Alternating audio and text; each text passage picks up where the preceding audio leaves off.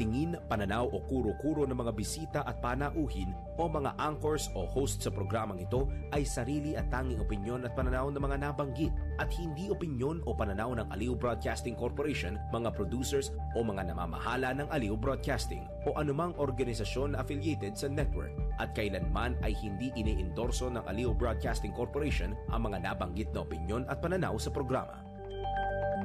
Ang mga balita, dudublehin ang pasada. Ang mga kontrobersyal, mga viral, mga trending na mga tao. Dalawang mas matinding papasadahan. Mga pangyayaring nakikita sa kalsada. Live na papasadahan. Tampalang John Ibanez at Drew Nasino. Doble ang lakas, doble ang tindi. DWIZ Pasada Balita sa DWIZ News, DWIZ News TV at Aliw Channel 23 at sa digital channels ng DWIZ. Huwag magpapaiwan para huwag maunahan. Pasada Balita.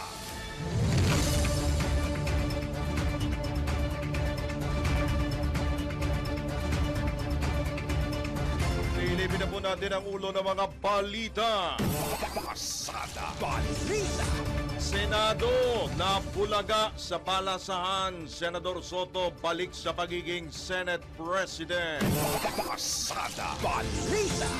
Mga kongresista, kinaladkad na ng pamilya Diskaya sa sinasabing anomalya sa flood control projects. Pasada Balita. Speaker Romualdez at iba pang kongresista umalma sa mga akusasyong tumanggap ng suhol. Pasada Balita. Dating PCSO General Manager Garma tetestigo laban kay dating Pangulong Duterte, confirmation hearing sa ICC, ipinagpaliban. Pasada Balita. Kabalitang pangkalakalan, pagpasok sa Pilipinas ng ilang bagong investments at expansion projects mula Taiwan, tiniyak ng PEZA. Pasada Balita. Sa balita sa ibayong dagat, 6 katao patay sa pamaril sa isang bus stop sa Jerusalem. Pasada Balita. Sa balitang pampalakasan, Filipina tennis sensation Alex Yala umakyat sa world ranking sa world number 61 matapos magkampiyon sa Guadalajara 125 Open. Pasada Balita. Sa balitang pangkalusugan, para po sa mga hindi nakakaalam na tulad ko, abangan mamaya ito ha. Benepisyo ng prutas na tinatawag na buli. Pasada Balita. At sa showbiz, Lady Gaga hakot award sa ginanap na 2025 MTV Video Music Award. Tampalang John Ibanez at Drew Nasino. Pasada Balita.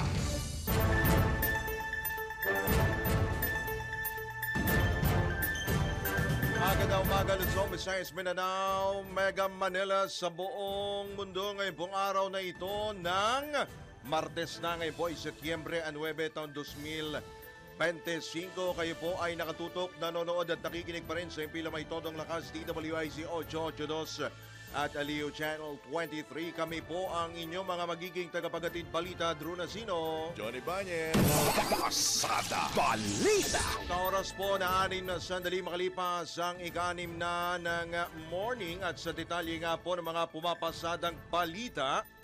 Pasada Balita. Formal nang inihalal si Senate o Senador Vicente Tito Soto III bilang bagong Senate President ng 20th Congress.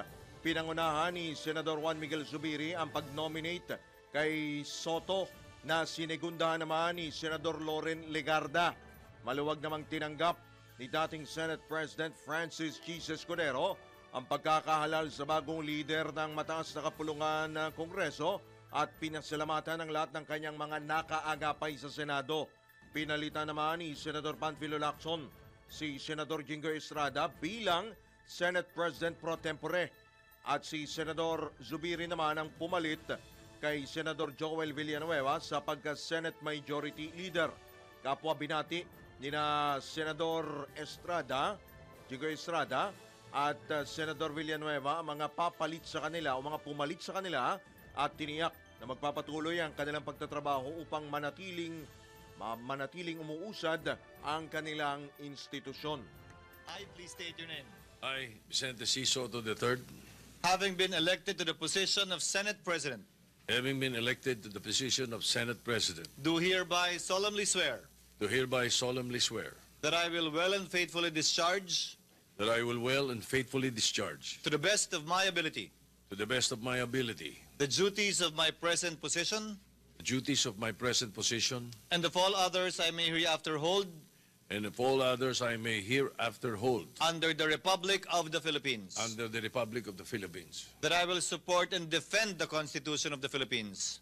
that I will support and defend the Constitution of the Philippines, That I will obey the laws, that I will obey the laws, legal orders, legal orders, and decrees promulgated by the duly constituted authorities, and decrees promulgated by the duly constituted authorities, and maintain true faith and allegiance and maintain true faith and allegiance to the Republic of the Philippines. to the Republic of the Philippines, And that I impose this obligation upon myself voluntarily, and that I impose this obligation upon myself voluntarily, without mental reservation without mental reservation or purpose of evasion. or purpose of evasion. So help me God.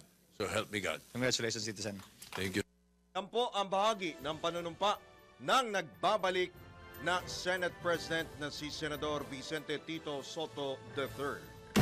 Pasada Balita. Handa naman ang liderato ng Kamara na makipagtulungan sa pagbabalik Senate President ni Vicente Soto III o Tito Soto III para sa pagsusulong ng mga reforma at programa ng administrasyon ni Pangulo Ferdinand Marcos Jr. Ito naman ang tiniyak mismo ni House Speaker Martin Romualdez kasabay ng pagpapaabot ng pagbati kay Senate President Soto. Ayon sa leader ng Kamara, ang maraming taong serbisyo, karanasan at matatag na pamumuno ni SP Soto sa Senado, tiyak na makapagbibigay ng gabay sa mataas na kapulungan sa mapanghamong panahon, partikular na sa mga mambabatas. Binigyang din ni Speaker Romualdez na sa ngayon, higit na kailangan ng pagkakaisa ng Senado at Kamara para maihatid ang ginhawa sa taong bayan. Tiwala rin si Speaker Romualdez sa liderato ni SP Soto at inaasahan niyang magiging malakas na katuwang ni Pangulong Marcos ang Kongreso para sa pagsusulong ng bagong Pilipinas. Pasada Balita. Senado pa rin, bagong chairman ng Senate Blue Ribbon Committee, pinangalanan na. Sa katauhan po ni Senador Ping Lacson, ang kabuuan ng detalye mula kay Patrol 19 Celi Ortega Bueno. Si bagong Senate President Pro Tempore Panfilo Lacson na ang bagong chairman ng Senate Blue Ribbon Committee. Papalitan ni Senator Lacson si Senator Rodante Marcoleta matapos naganap ang pagpapalit sa liderato ng Senado. Ayon kay Senate President Tito Soto III, wala namang rules ang Senado na dapat ay abogado ang chairman ng Senate Blue Ribbon Committee. Dati na anyang pinamunuan ng Blue Ribbon Committee ng isang hindi abogado. Ito ay si dating Senator Sonny Alvarez. Mas mahusay pa niya ang kakayanan ni Senator Lacson pagdating sa pag-iimbestiga kung ikukumpara sa mga pangkaraniwang abogado. Bilang bagong chairman ng Senate Blue Ribbon Committee, sinabi ni Senate President Soto na ipagpapatuloy ni Senator Lacson ang nasimulan ng investigasyon ng committee sa mga issue ng katiwalian sa flood control projects. Ito sa Patrol 19, Celi Ortega Bueno, para sa Impila Metodong Lakas sa DWIC. Nagbabalita ng tama, naglilingkod ng tama. Pasada Balita. Samantala, CBCP may paliwanag at paninindigan kaugnay sa sinasabing hamon ng korupsyon sa bansa. Natin ang detalye mula kay Patrol 5. Ayayupangko. Naniniwala ang Catholic Bishops' Conference of the Philippines o CBCP na ang hamon sa korupsyon at kinakaharap pa yung ng bansa ay hindi lamang kinakaharap ng gobyerno, negosyo at mga kontraktor kundi maging ng lahat kabilang ang simbahan. Ayon kay CBCP President Pablo Virgilio Cardal David, madalas kasing kinukonsente pa natin ito sa pamamagitan ng pananahimik at hindi pagiging consistent na halimbawa ng integridad. Dahil dito, payo ng CBCP, sundin yung mga sumusunod. Number 1, maging mapagmasid at vocal. Pangalawa, tanggihan ang anumang panunuhol ng mga politiko o vote buying. Pangatlo, maging modelo ng katapatan sa araw-araw na nagsisimula sa pamilya, paaralan, trabaho at barangay. Pangapat, labanan ang mga fake news o maling impormasyon at suportahan ang pananagutan. Panlima, makilahok sa civic at parish initiatives kaugnay ng governance, ecological justice at social renewal. Pang-anim, suportahan ang bubuoing independent committee na mag-iimbestiga sa anomalya sa flood control project at budget insertions. Pampito, umapila ng hostisya at pananagutan sa mga mapapatunayang guilty sa corruption. Pangwalo, maging halimbawa ang simbahan ng transparency, pananagutan at reforma mula sa diocese, parokya at church institution. Pangsyam, mamuhay ng simple, iwasan ang magagarbo at maluluhong mga bagay at makiisa sa mga mahihirap. Ito si Patrol number 5. Ay, pangkumpara sa implementual ng lakas. DWIC, nagbabalita ng tama, naglilingkod ng tama. Kapag may bagong balita, naka-on air, agad-agad, DWIC Patrol Report. Oras sa 14 na sandali makalipas po ang ika-6 na ng nagmamadaling umaga, pinangalanan na ni Pacifico Curly Diskaya ang mga mambabatas na sinasabing nanghingi ng komisyon para sa kanilang mga infrastructure projects kabilang ang mga flood control projects.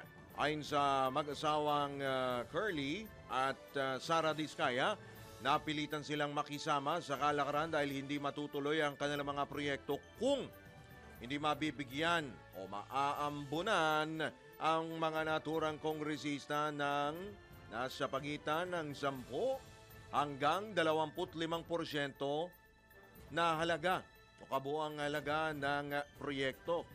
Kabilang sa mga pinangalanan ng mag-asawang Diskaya, partikular ni Ginoong Curly ay sina Pasig City Representative Roman Romulo, Quezon City Representative Arjo Atayde at Marikina City Representative Marcy Teodoro.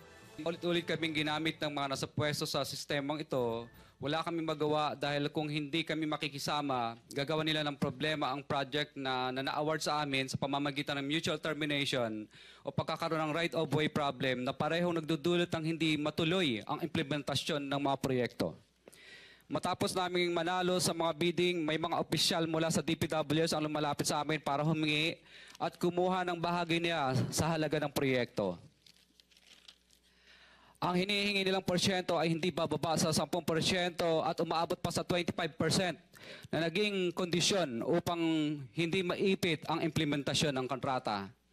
Ito ay binibigay namin sa kanila ng cash. Ang bawat transaksyon ay may karampatang voucher at ledger na nagsasaad ng mga araw at kung kailan nila ito natanggap. Ilan sa kanila ay sina Terence Calatrava, former Undersecretary of Office of the Presidential Assistant of the Visayas of the Philippines, Kong Roman Romulo of Pasig City, Kong Jojo Ang of Uswag Ilonggo Party List, Congressman Patrick Michael Vargas of Quezon City, Kong Juan Carlos Arjo Aitayde of Quezon City, Nicanor Nicky Briones of Aga Party List, Congressman Marcelino Marcy Teodoro of Marikina, Congressman Florida Robes of San Jose del Monte, Bulacan, Congressman Leandro Jesus Madroño of Romblon, Congressman Benjamin Benji Agarao Jr., Congressman Florencio Gabriel Bemnoel of Anwar Party List, Kong Leo de Ode Tariela of Occidental Mindoro, Congressman Reynan Arrogancia of Quezon Province, Kong Marvin Rillo of Quezon City, Kong Teodoro Haresco of Aklan, Kong Antonieta Yudela of Zamboanga Sibugay, Kong Dean Asisio of Caloocan, Kong Marivico Pilar of Quezon City. Pinangalanan din ni Diskaya ang mga opisyal ng DPWH na sinasabing nakipagsabuatan o nakikipagsabuatan din sa kanila at sa mga miyembro ng Kamara tulad ni na House Speaker Martin Romualdez at ako Bicol Party List Representative Elizalde Zaldico. Meron ding mga kinatawa ng ilang politiko na nakikipagtakbo sa amin upang manghingi ng porsyento kapalit ng mga porsyento ng mga proyekto. Ang mga porsyentong ito ay 25% ay ipinipilit sa amin bilang karaniwang kalakaran na wala akong kakainang tanggihan. Ilan sa kanila ay sina Regional Director Eduardo Virgilio of DPW's Region 5, Director Ramon Ariola III of Unified Management UPMO, District Engineer Henry Alcantara, DPW's Bulacan First, Undersecretary Robert Bernardo, District Engineer Aristotle Ramos of DPW's Metro First, Pasig City, District Engineer Manny Bulusan of DPW's North Manila Deo, District Engineer Edgardo C. Pingol of DPW's Bulacan Subdeo, District Engineer Michael Rosaria of DPW's Quezon Second Deo. Karamihan sa mga kawani ng DPWs na nabanggit sa itaas ay paulit-ulit na binabanggit ang delivery ng pera ay para sa kay Saldico na dapat at least 25%. Si Kong Marvin Rillo naman ay ilang beses na binabanggit ang pangalan ni Speaker Martin Romualdez bilang kanyang malapit na kaibigan. 25. Sa tuwing umiinom kami sa Wine Story, sa BGC at sa Shangri-La Mall, sinasabi pa ni Kong Rillo na lahat ng kanyang request para sa pondo ay galing pa mismo sa unprogrammed funds at insertion na inaaprubahan ni Speaker. Ang tao ni Marvin Rillo na si Bogs Magalong ang pumupunta sa amin para kunin ang pera sa aming opisina o sa Wine Story. Si Kong Jojo ang naman lagi ring binabanggit sa lahat ng project sa kanya ay papondo ni Speaker at ni Saldico. Mataas ang hinihingi sa project, dagdag pa niya, hindi naman lahat ng pera ay para sa kanya, kundi para kay Speaker at kay Saldico. Yan po ang bahagi ng pagbubulgar ng kontraktor na si Pacifico Curly Discaya sa Senado. Pasada Balita. Nilinaw naman mismo ni Justice Secretary Jesus Crispin Rimulya na kailangan munang ibalik ng pamilya Discaya ang mga sinasabing nakulimbat ng mga ito mula sa pamahalaan bago maging state witness. Kasunod ito na sinabi ng mag-asawang Discaya na handa silang maging state witness kaugnay sa sinasabing maanumalyang flood control projects.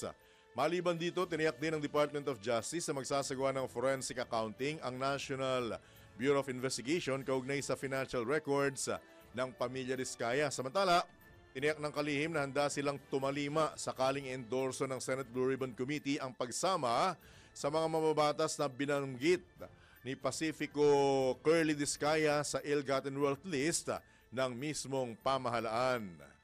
Pasada Balita. Nangamba naman para sa kanilang buhay ang mag-asawang si Ate Sara Discaya at Pacifico Curly Discaya. Ito ang inamin ni Senador Erwin Tulfo matapos isiwalat ng mag-asawang Discaya ang mga pangalan ng mga politiko at DPWH officials na nangihingi ng 10 hanggang 25% komisyon na kapalit ng nakukuha nila mga infrastructure projects sa DPWH. Bilang tugon, inihayag ni Senate Blue Ribbon Committee Chairman o dating Senate Blue Ribbon Committee Chairman Rodante Marcoleta na nakipag-ugnayan na sila sa Department of Justice para sa posibleng pag-apply ng mga Discaya sa Witness Protection Program. Una na rin humingi ng proteksyon ng mag-asawang Discaya sa Senado maging kay Pangulong Ferdinand Marcos Jr. para sa kanilang seguridad. Pasada Balita.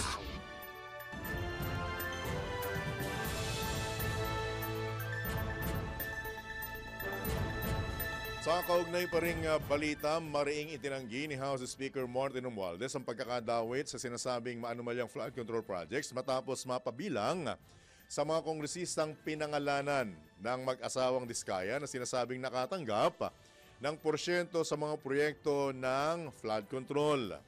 Tigyan din ni Speaker Romualdez na wala siyang kinalaman, wala siyang pinahintulutan o binasbasan para makapangurakot.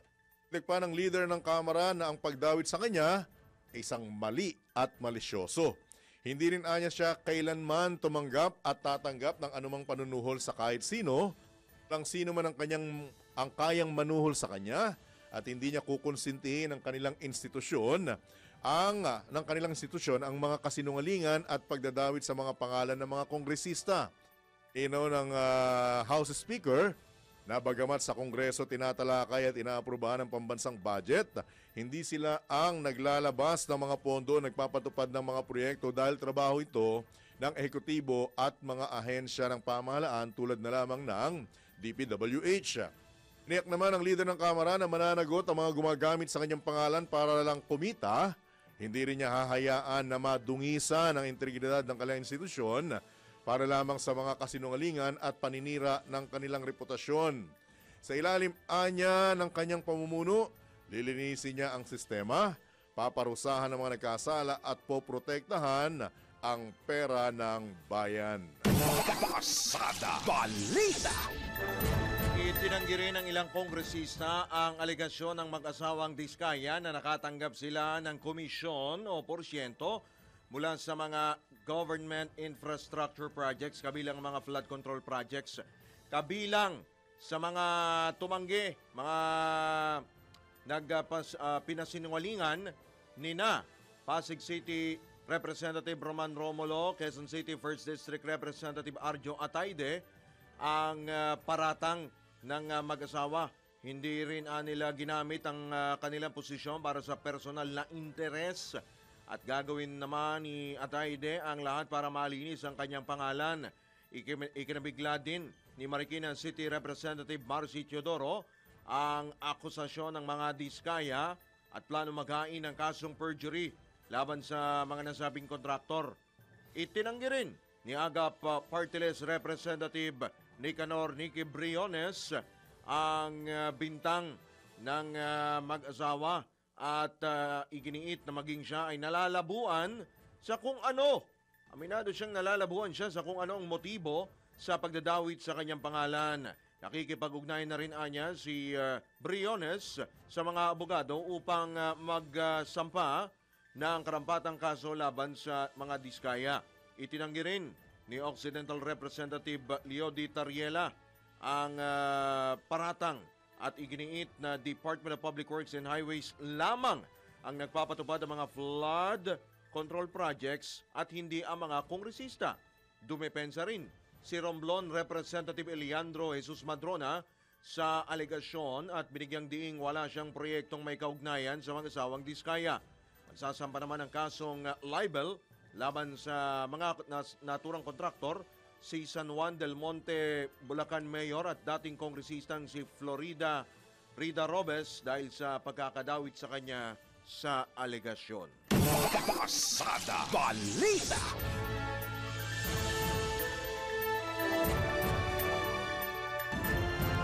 San Jose del Monte, Bulacan po yan. So, yan po yung mga nagpahayag po, yung mga tumanggi po mga kongresista. Pero marami pa po dito. May listahan pa po ng mga kongresista na binabanggit dito, di ba? Na itong mag-asawang Diskaya.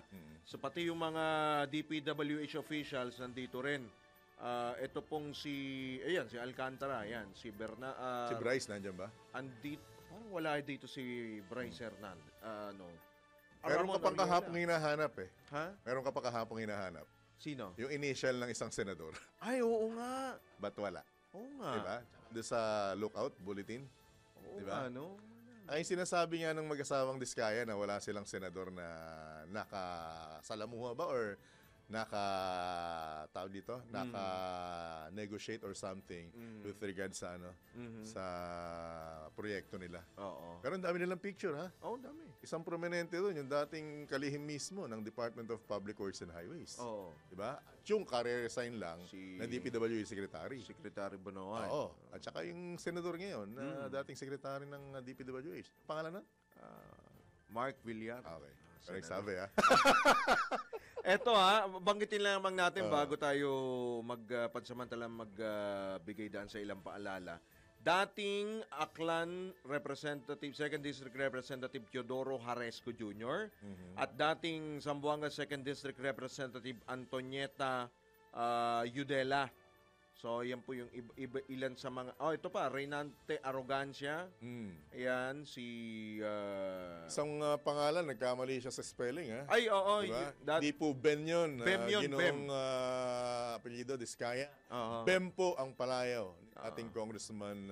Anwaray. Bem Anwaray Noel. Party List Representative. Ba't ba natin sinabi? Bem Noel. Ba't ba natin sinabi? Makukorek pa yan. Mamaya, sige. Wrong spelling, wrong eh. Pag-usapan natin maya-maya yan dahil may mga guest tayo sa pagbabalik po ng Pasada Balita. Oras po natin! Philippine Standard Time, Director bagong-bago, batang-batang Giljon Reyes, sariwang-sariwa, parang isda, hindi bilasa. Tignan mo nga yung mata. Ha? Diba? Sariwa. Sariwa. 28 sandali makalipas ang ika-6 na ng morning. Naganap ng alas 6:31 na ng umaga sa ikalawang sigwada po ng Pasada Balita at sa pagkakataon ito pag-usapan po natin, of course, ang mainit-init pa rin pong issue sa flood control. Ang walang, oo nga pala, sige. Tama-tama, nasa kabilang linya po natin ang kinatawan po mula po sa Ako Bicol Party List, si Congressman Alfredo Garbin Jr. Kong, magandang umaga po. Welcome po muli sa DWIC LU Channel 23. Drew Nasino po at John Ibanez. Good morning, John. Magandang umaga po. Good morning po, Kong Pido. Salamat po sa pagkakataon na muli kayong makapanayam sa aming himpilan. Opo, salamat po, Kong. At batid po namin na napanood po ninyo marahil yung... kung napanood po ninyo itong hearing sa Senado, ano ho bang initial reaction po ninyo doon po sa mga panibago pong expose dyan sa Senado? Well, nakakagulat at yung iba hindi ka panipaniwala, lalong-lalo na when the name of the Speaker and Congressman Saldico was mentioned dahil base lang to sa sabi-sabi, sa kwento, sa istorya. And as you know, if the basis of a testimony ay galing lamang sa isang storya na narinig ko dahil sa kwentuhan o paglasing na yung isang tao, sinasabi ng ganito, dapat siguro hindi ganon yung pagpresinta ng isang ebidensya, especially if it will, damage an institution. Dahil yung prinisenta doon, lalong-lalo na patungkol kay Speaker at kay Congressman Saldico ay puro lamang narinig sa isang kwento. Pero with your indulgence, Congressman Pido, binabanggit in particular ni Curly na meron siyang mga listahan at saka yung parang resibo kung kailan at kung paano natanggap ng mga binanggit nilang mga kongresista at opisyal ng DPWH yung mga pera allegedly na komisyon sa mga proyekto, Kong? Well, pwede mo naman sabihin na si John Ibanez na sa listahan ko, kumakain kami araw-araw sa Hong Kong, sa Singapore. So those are just inferences. And, some of which are based on, sabi ko nga sa'yo, sabi-sabi, na kung saan mahirap patunayan at yung kahit sino pwede maging biktima. But just the same, today they will appear before the House of Representatives, and let's see whether they still maintain yung kanilang testimonya sa Senado. So ang mangyayari pala, may continuation po yung pagdinig ng Kamara naman dito sa issue pa rin ito, Kong Garbin? Tama po, impitado rin po sila ngayong umaga at 9 a.m. Sa TRICOM Committee para ipagpatuloy yung pagdinig dito sa House of Representatives. Kung nagulat po kayo, with your indulgence kuya, kung nagulat po kayo, Congressman Garbin, may mga kongresista at opisyal ng DPWH ang ikinanta, quote-unquote, ng mag-asawa, nagulat din po ba kayo dahil wala ni isang senador ang binanggit? Ayun nga.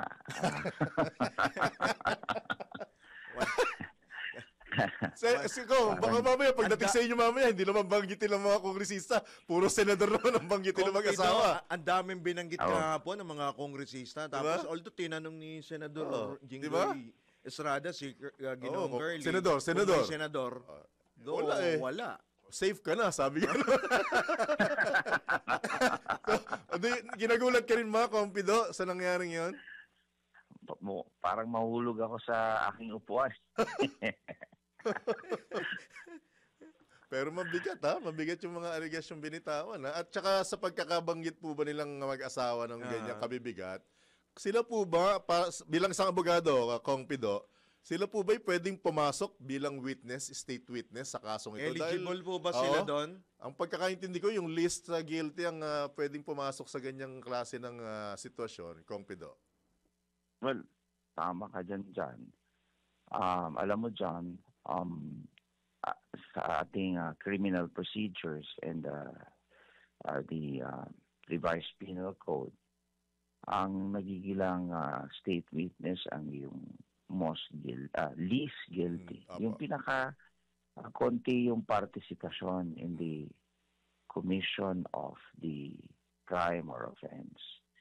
But when you're saying na ikaw yung instigate, ikaw yung implement until the end of the collection ng pera para pag nakawan mo yung gobyerno, ikaw pa rin yung nandun at ikaw yung nakapirma at yung inaakusa ay hindi naman nakapirma. So tingin ko po ang mahirap po na patunayan. Lalong-lalo na kung ang yung paratang ay nakabase lamang sa isang kwento na narinig ko na para daw to kay kanino. Oo. Minsan nga double hearsay pa dahil pag nalalasing na kami, sila ay nagsasabi na ito pa yung para doon ito. Ang espiritu na 'yon, ha? Oo nga. Ang espiritu na lumulukog sa kanila. Oo nga. So mahirap yun dyan na patunayan sa korte. Alam mo, nagkaroon ng Napoles case. At nakasuhan yung mga mambabatas na na-involved doon sa Ghost Project sa Napoles dahil may mga pinirmahan yung mga mambabatas. Sila mismo yung nag-endorse ng proyekto na napunta sa mga Ghost Project or Ghost Implementation. Pero dito, dyan, ang binabasihan mo yung iyong ledger, yung dokumentong pinirmahan ng mga inaakusa mo mambabatas, wala. Dyan. Alright. Opo. Ano naman po reaksyon ninyo? Mismong ang Justice Secretary na po nagsabi na posibleng makuhang state witness pero ibalik muna nila yung mga sinasabing kinita or nakulimbat, quote-unquote, ng pamilya mula sa mga proyekto. Kong? Of course, kasi if you are the biggest beneficiary of yung krimen na kung saan ikaw ay nagtitistigo, hindi kayong least guilty. You're the most guilty. So, and kung ikaw ay makikinabang sa isang krimen at sinasabi na tatayo ka as state witness, napakalabo naman nun, di ba? Opo. Kung si Drew po ito muli, so ano na po ang, kasi nadawit na, ikinaladkad na rin po si si Speaker Romualdez dito, although meron na pong statement si Speaker Romualdez at si Congressman Zaldico. So, kailan po ba natin maririnig o makikita ng buo? Let's say, yung full picture, kung kailan ba uuwi itong si Congressman Zaldico para mabigyang linaw po ito pong mga kontrobersyang ito, Kong Pido? Kong Saldi was mentioned. Opo. His participation ay nakwento lang ng nagkakainan na according name to drop, testimony of name drop. Kumbaga name dropping lang lahat. Name dropping. But certainly, he will go home and clear all these things. Nag-issue na rin si Kong Saldi na kanyang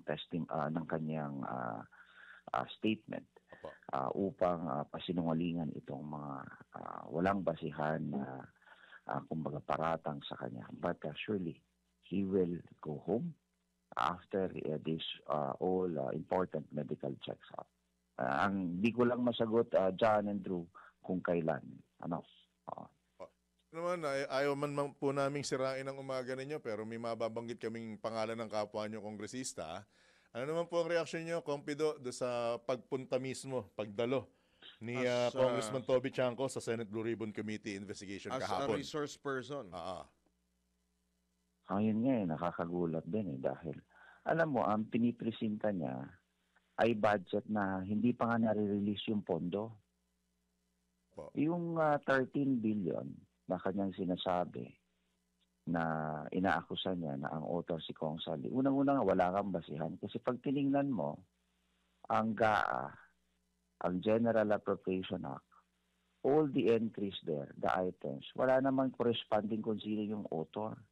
Kung nag-invento lang ng mga list of projects in the General Appropriation Act that pwede niya ituro kung kani-kanino. So, having said that, the subject matter of the ongoing investigation pertains to projects that were improperly implemented, substandard, or ghost projects, meaning yung ongoing ng proyekto. At kumbaga, nakakulit mga contractors na hindi ginawa yung proyekto na tama. At yung iba, ghost project pa. Kakaiba to yung kanyang prinisinta. Ang prinisinta niya, yung mga list of projects and the funds of which are not yet released. So, asaan yung connection or damage sa ating gobyerno doon? So, sabi ko nga, bakit hindi niya i-report? Kasi speaking of insertions, sabi niya, insertion yun. Inadmit niya naman na meron siyang insertion 2025 budget. Pero in his insertion, the 529 million, hindi niya sinasabi na yung 70% ng kanyang insertion are flood control projects na kung saan ang nag-implementa yung mga nasasabing contractor na involved sa ghost projects. Number 1 dyan, sa kanyang contractor, sa kanyang distrito ay St. Timothy Construction. Okay. Oo. Right. Nakakuha ng sobra sa kalahating Diskaya rin to, di ba? Diskaya rin, Diskaya. Oo. 620 million ang na-implement sa kanyang distrito for St. Timothy. Oo. Pangalawa, Alpha Omega. Diskaya pa rin. Diba? Nag-implement ng kanyang mga kanyang flood control doon. Pangatlo, Sims Construction Trading. Yun din ang kanyang contractor doon sa kanyang distrito. Bakit? Siguro dapat pag-usapan yung kanyang insertion at yung kanyang mga flood control projects na umaabot sa, through the years, 6.7 billion na flood control projects na nabotas in a span of 5 years. Pero hanggang ngayon, sa laki ng pondo, baha pa rin ang nabotas. Right? Opo. Kung Pido, ano naman pong reaction nyo dun sa statement po ni Executive Secretary Lucas Bersamin na in English? Linisin nyo ang inyong mismong bahay. Sorry. Linisin nyo ang inyong bahay muna. Parang ganun po ang implication na Kompido. Clean your house first before you Well, throw kahapon rocks. po nag-usap na kahapon. Opo. Plancha na Si Speaker and the House of Representatives, and it all boils down to budget. Okay. Yung budget kasi ng 2026, kung maalala nyo, yung party leaders, some of the party leaders recommend to return the budget to the executive. Pero nagkaroon na ng kalinawan doon na yung mga flood control projects na hindi kailangan as of now ay i-realign na lang at mapunta sa sektor ng edukasyon, ng kalusugan, at syempre yung mga importanteng bagay gaya ng irrigation para sa food security and housing. So yan po yung napag-usapan at all is good na po, all is good. Opo. Kong, bago namin kayo bitawan, kasama ba kayo mamaya sa hearing, Infracom? Nandun po ako, mag-a-attend po ako. Mamaya. At, okay. Opo. Para ako na rin ay makapagtanong upang kumbaga yung katotohanan ay dapat manaig at yun ang aming objective sa House of Representatives na lumabas yung katotohanan. Nag-submit na po kayo, tama ho ba? Okay, kasi kailangan meron pang i-divulge muna, di ba? Yung kung merong mga interest para maiwasan yung conflict of interest, di ho ba, Kong? Di naman po ako contractor. Ayan.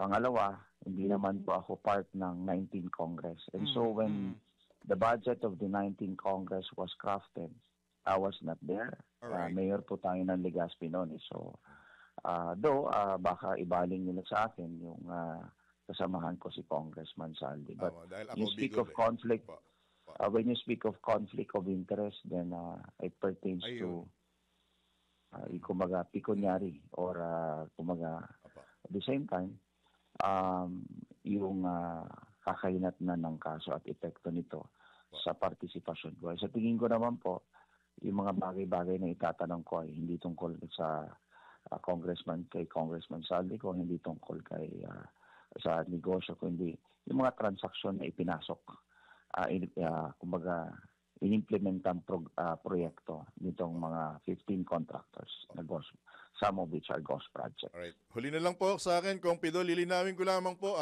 para ika nga hindi po ako ipatawag ng 2 kapulungan. Yung pagbanggit niyo po sa pangalan ko kanina, example lang po yun, Kong. Baka ipatawag ako sa Senado at sa Kongreso, Kong. Wala, ano yun? Kaya nga depende yung sabi-sabi o parang example lang na, nagiinuman kami at si ganito. Wala namang pirma si John Ibanez eh. Pipirma pa lang.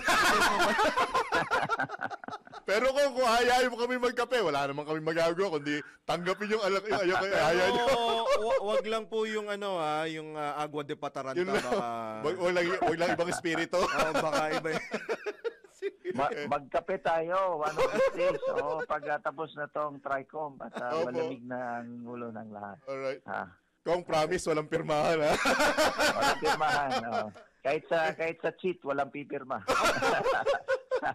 Alright. With that, Congressman, maraming salamat sa pagkakataon and for being sport. At asahan nyo po, kung may mga pagbabagot update na magaganap mamaya, bubulabugin po namin kayo ulit sa mga susunod na araw. Thank you, Kong. Ingat po, Kong. Salamat. Salamat, Drew. Good morning po. Good morning po. Good luck. Si Congressman Alfredo Pido Garbin Jr. Off-air na ba? Off-air na? Okay. Ang kinatawan po mula po sa Ako Bicol Party List. Ano lang, ha? Sa akin lang. Kuya, malinaw. Malinaw. Kabalitaan, kabalitaktakan, malinaw. Ehemplo po lamang ang paggamit ng pangalan ko. Wala namang pirma. Hindi, ang masaklap kasi, nung demandahan na, pangalan ko lang binanggit, hindi ka binanggit. Pero nung kapina, kasama ka na. Safe ako. Safe ka ba? Siya. Sige, safe na safe ito. Sigurado.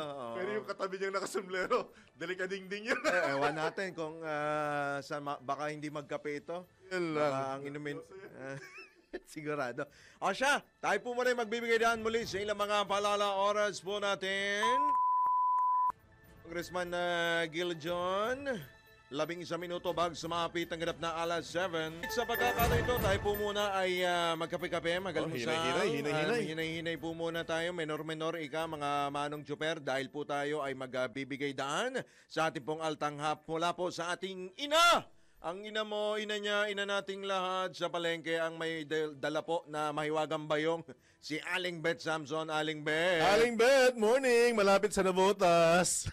Yes, good morning. Malapit sa Navotas talaga. Area ko yan.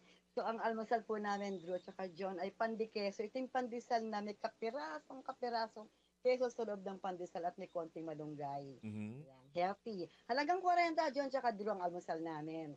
So sa tanghalian at hapunan, pag-iisahin ko na lang ang luto, dahil busy ang lola nyo, magluluto ako ng kalderetang manok. Ayan. Wow! Sarap! Diba? Kalderetang manok. Kasi mas mura ang manok ngayon kaya sa gulit, yung bigas, 40 isang kilo. Ay, sus, ewan ko kung magkasya itong isang kilo to dahil hahatot tsak ng kain ng mga junakis. Ang manok ko, isang kilo't kalahati. Dami yan, ha? Isang kilo't kalahati. 250 pesos yan. Ang bawang at sibuyas, 15. Ang liver spread, pampasarap, pampalapot, 25 pesos. Isang tomato sauce, yung 26 pesos lang. Siling pula at saka yung carrots, medyo mahal 30 pesos, maliliit lang yan. Tsaka kapirasong patatas na 15. At saka ang aking mantika, 15 pesos. So, maghapon na yan, ang aking almusal, 40. At ang aking tanghalian tsaka hapunan, at siniswerte pa, magmerienda pa, 456, may pambili pa ng simada o pandesal namin ang hapon. O, diba? 456, nakaraos ng almusal, tanghalian, hapunan, sabi nga ni John Ibanez, ang tanghap, the original. Yeah. Ang dami na tipid, ha? Gusto mo ba makatipid? Yes po, hindi nakakain. Hindi. Tahin mo yung nakawalang manok nung kapitbahay. Ang problema, wala na nakakawalang manok. Mukhang nagka-idea kay Drew, kapapakilig araw-araw eh. Yung mga Nag-iingat na panabong sila ng Mahirap talagang kapitbahay si Drew. Lalo na pag may mga puno kayo. Tsaka alagang hayop. Tayo dyan. Kasama na yung mga kamyas dyan, mga talbos ng kabote. Itik na naliligaw. Magpapaalam naman yan si Drew. Pinuntahan natin sa Magpapaalam Nueva Ecija. yan. Aling Beth! Po! Meron kaming pinuntahan sa Nueva Ecija. Ang sarap ng pagkain eh. Ano yung pamagat ng restaurant? Ang ganda. Apa? Baby Kambak. Baby Kambak. Bibe, kambing, at baka. Ang mga inaano niya. Kala ko papakanta niya lang, baby come back. Yo. Baby kambing. Baka sarap yun ah. Ako kami naman kahit na ginisang itlog lang, matuloy lang eh. Hindi naman kami mapili. Matutuloy yan. Matutuloy. Inaatat ko lang kayo. Alright. Matutuloy yan. At ako mismo ang magluluto. Oras lang ang problema. Yan lang. Pero matutuloy yan. Ayan! Para sa Tanga Pasada Balita, Net Reporter, palengke ko ng DWIC, Beth Samson, nagbabalita ng tama. Siyempre, nagbabudget tayo ng tama. Back to you guys. Ingat! Ingat, Aling Beth! Balita! Samantala sa pagkakataon po ito, tumanggap tayo ng pag-uulat mula sa labas ng himpilan. Pinal na bilang ng mga senador na magiging kasapi ng minority at majority bloc, malamang malaman na ngayong araw. Detalye mula kay Patrol 19, Cele Ortega Bueno. Ngayong araw, magkakaliwanagan at may isa sa pinalang bilang ng mga magiging miyembro ng majority at minority bloc sa Senado. Itinayag ni Senator Alan Peter Cayetano matapos na naganap na pagpapalit ng Senate leadership kung saan napatalsik sa dating Senate President Chis Escudero at muli namang naluklok bilang Senate President Senator Tito Soto III. Sa ngayon, sinabi ni Cayetano na 8 hanggang 10 senador ang maaaring maging bahagi ng Senate Minority Bloc. Ang mga kabilang ngayon sa Minority Bloc ay itong napatalsik na Senate President Escudero, napatalsik na Majority Leader Joel Villanueva, napatalsik na dating Senate President Pro Tempore Jingo Estrada at sina Senator Alan Peter Cayetano, Amy Marcos, Bongo, Robin Padilla, Bato de la Rosa at Rodante Marcoleta. Pero maaari pa niya na mayroon sa mga ito lumipat sa majority bloc. Sinabi ni Cayetano na bukas siya na maging minority leader habang bukas din si Senator Joel Villanueva. May impormasyon na 2 senador man ang nasa minority bloc ang posible daw lumipat sa majority pero hindi pa pinangalanan ang mga ito. Ito sa Patrol 19, Cele Ortega Bueno para sa impilang metodong lakas sa DWIC. Nagbabalita ng tama, naglilingkod ng tama. Pasada Balita! Madala, isa pang opisyal ng DPWH pinatatanggal na rin sa pwesto. Sino yan, Patrol 38, Jen Patrolya? Pinatatanggal na rin sa serbisyo ang isa pang opisyal ng Department of Public Works and Highways dahil sa pagkakasangkot nito sa maanumalyang flood control projects. Ayon kay DPWH Secretary Vince Dizon, gumugulong na ang dismissal proceedings ni Project Engineer Paul Jason Duya mula sa 1st District Office ng DPWH Bulacan. Una nang pinasisibak ni Secretary Dizon sina District Engineer Henry Alcantara, habang gumugulong na rin ang dismissal kina Assistant District Engineer Bryce Erickson Hernandez at Construction Section Chief JP Mendoza. Kaya naman, antabayanan sa mga susunod na araw ang mga papel o dokumento para sa dismissal ng mga nabanggit na opisyal ng kagawaran. Ako si Patrol 38, Jen Patrolya, nag-uulat sa himpilang may todong lakas DWIC, nagbabalita ng tama, naglilingkod ng tama. Kapag may bagong balita, naka-on air, agad-agad, DWIC Patrol Report! Samantala, kinumpirma mismo ng Bureau of Immigration sa Department of Justice ang muling paglabas ng bansa ni dating PCSO General Manager Royina Garma. Ayon sa Immigration Bureau, umalis si Garma sa NAIA Terminal 3 bilang turista patungong Kuala Lumpur, Malaysia. Subject ang dating police official ng isang Immigration Lookout Bulletin Order simula pa noong November 15 dahil sa pagiging person of interest sa isang kaso noong 2020 at isa pa noong 2016. Ininom naman ng Immigration Bureau na tumalima sila sa pamamaraan na nakasaad sa ILBO at iniulat ito sa DOJ.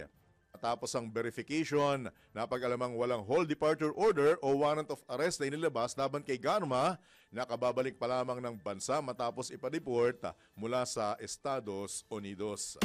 Pasada Balita!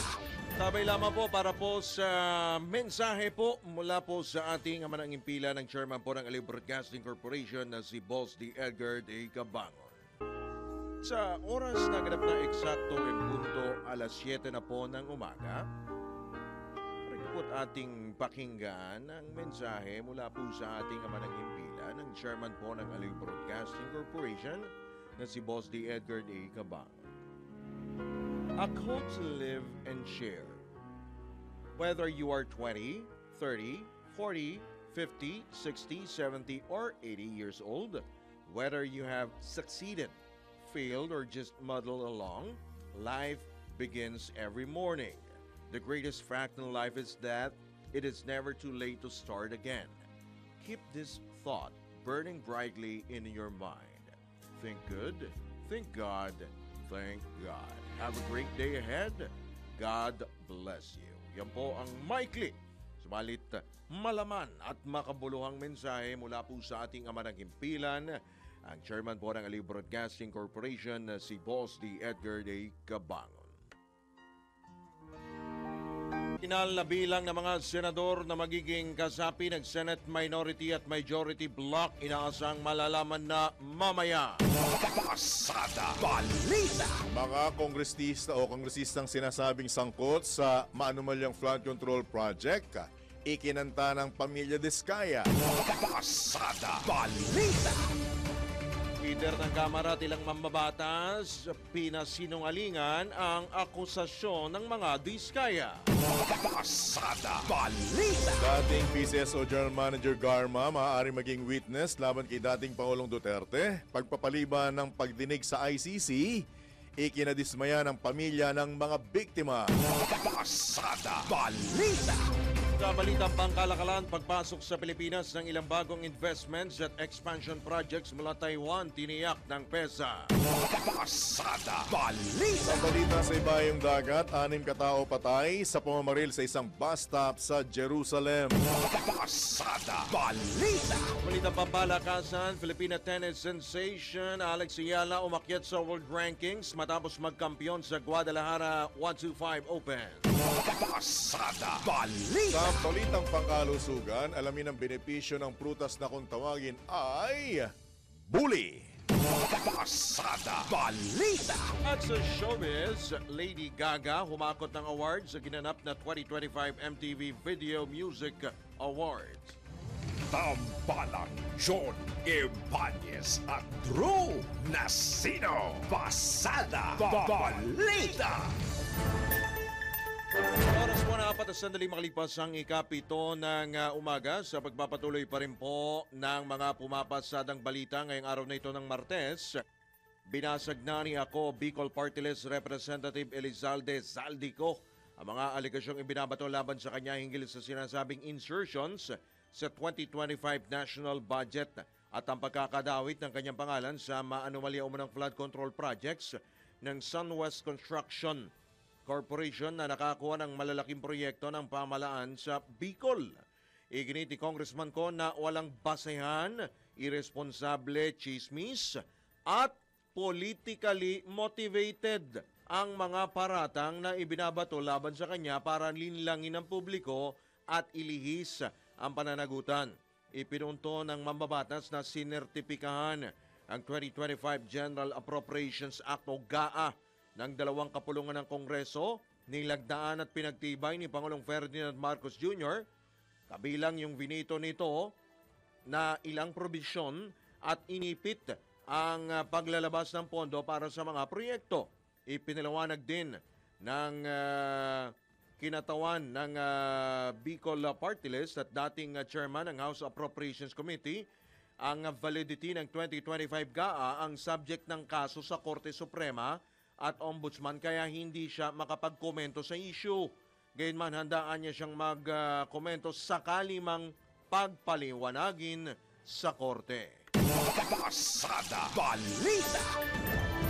Ipinagpaliban ng International Criminal Court ang confirmation of charges hearing ni dating Pangulong Ferdinand Rodrigo Roa Duterte sa Setyembre 23. Ito'y kasunod ng paghiling mismo ng kampo ng dating Pangulo ng indefinite adjournment sa pagdinig ng dating presidente dahil hindi nila ito angkop na humarap sa paglilitis. Dahil dito nagdesisyon ng mayorya ng mga maestrado sa ICC Pretrial Chamber 1 na iurong ang hearing upang magkaroon ng sapat na panahon para matalakay ang hirit ng kampo ng dating presidente. Gayunman, isa sa mga maestrado ng Pretrial Chamber 1 na si Maria del Socorro Flores Liera ang tumutol sa nasabing hakbang at iginiit na dapat magpatuloy ang confirmation hearing. Sa ngayon, wala pang itinakdang bagong petsa ang ICC kung kailan isasagawa ang confirmation hearing ng dating Pangulo at ia-anunsyo na lamang ito sa mga darating na araw. Pasada Balita. Kinumpirma naman ni Justice Secretary Jesus Crispin Remulla na posibleng tumestigo o maging state witness si dating PCSO General Manager at retired Police Colonel Royina Garma laban kay dating Pangulong Rodrigo Duterte na naharap sa kasong crimes against humanity sa International Criminal Court.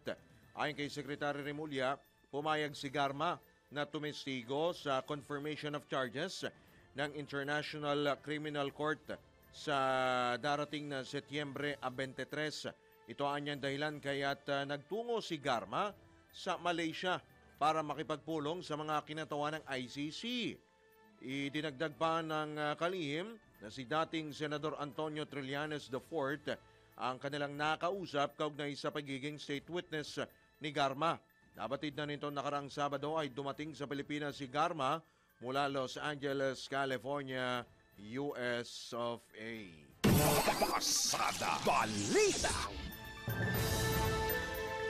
Iniwala naman ng political analyst na si Professor Dennis Coronacion na maaring mabuhay muli ang impeachment trial laban kay Vice President Sara Duterte sa muling pagkakaupo ni Senador Vicente Soto III bilang Senate President. Ayon kay Professor Coronacion, posibleng mabago ang prioridad ng Senado dahil sa pagbabago lang liderato nito at sa halip na pagtuunan ng pansin ang kasalukuyang issue ng flood control project, maaaring unahing buksan muli ang impeachment trial ni VP Sara. Magugunitang pinalitan ni Senate President Soto si dating Senate President Francis Chis Escudero kasunod na sinasabing korupsyon kaugnay sa mga flood control project. Pasada Balita.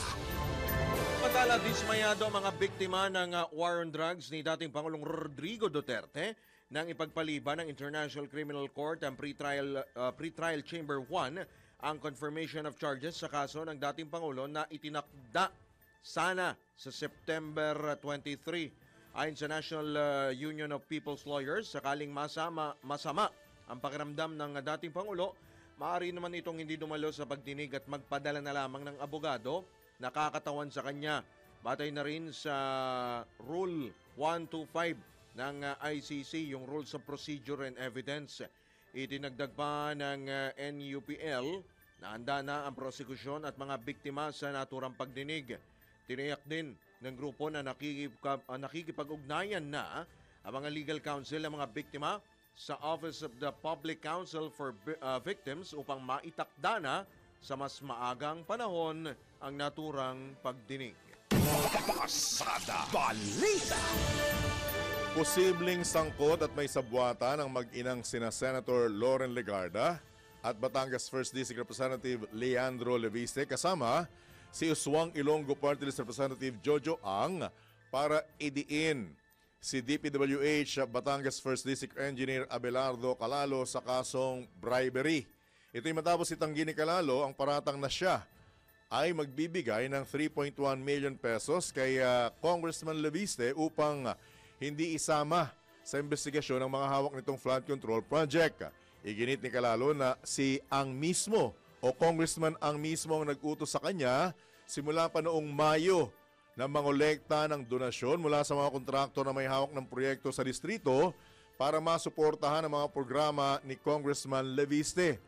Dagdag pa ng nasabing engineer na tinanong siya ni Congressman Leviste kung may dala siyang pera at nang sagutin niyang mayroon siyang maliit na halagang galing sa isang kontraktor, sinasabing pinilit pa siyang ibigay ito kaagad. Ayon pa kay Calalo, na isa sa mga meeting kung saan pinag-usapan ang tungkol sa contractors at donations, naroon din sina Senator Legarda at Representative Leviste. Nanindigan ang nasabing DPWH engineer na hindi simpleng issue ng panunuhol ang ikinaso sa kanya kundi isang political agenda para patalskin siya at palitan ng district engineer na susunod sa kagustuhan ng pamilya Leviste, Legarda at kanilang mga kaalyadong kontratista. Pasada Balita. Samantala, tanggap tayo ng ilang mga pag-ulat mula sa labas ng impilan. Bureau of Customs binuhay ang agarang suspension sa mga pasaway na broker. Ang pag-uulat mula kay Patrol 5, Ayay Yupanco. Ibinalik ng Bureau of Customs o BOC ang polisiya nito na agarang magsususpindi sa mga broker o importer na mapapatunayang lumabag sa polisiya ng customs kahit first offense pa lang. Sa ilalim ng Customs Memorandum Order 12-2021, papatawan ng hanggang 90 araw na suspensyon ng mga broker o importer kapag may kargamentong naglalaman ng ipinagbabawal na produkto, walang kaukulang permit o na-forfeit dahil sa paglabag sa Customs Modernization and Tariff Act. Ayon kay Commissioner Ariel Nepomuceno, layo ng hakbang na ipakita ang seryosong pagpapatupad ng batas ng komisyon habang tinitiyak naman na hindi maapektuhan ang mga lehitimong kargamento. Pagtitiyak naman ni Nepomuceno, igagalang pa rin ang due process at hindi maaantala yung mga kargamentong dumating bago ang implementasyon ng suspension. It is Patrol number 5. Ayaw pang komparasyon pelmato ng lakas. DWIC. Nagpabalita na tama, naglilingkod ng tama. Pasada Balita. Samantala, ballot production para sa BARM elections nananatiling maayos ayon mismo sa COMELEC. Detalye mula kay Patrol 24, June Samson. Inilabas ng Komisyon ng Eleksyon ang pinakahuling gulat mula sa Ballot Production Committee kaugnay sa hatol ng bayan sa Bangsamoro 2025. Ayon sa COMELEC at base umano sa datos noong September 7 ay natanggap na at nasuri na ang lahat ng 2,250,935 na balota mula sa 6 na probinsya at special geographic area. Mula nila rito, nasa 1.95 million na balota ang idineklarang maayos o yung good ballots, habang 294,422 na balota ang isinailalim sa quarantine o yung on hold.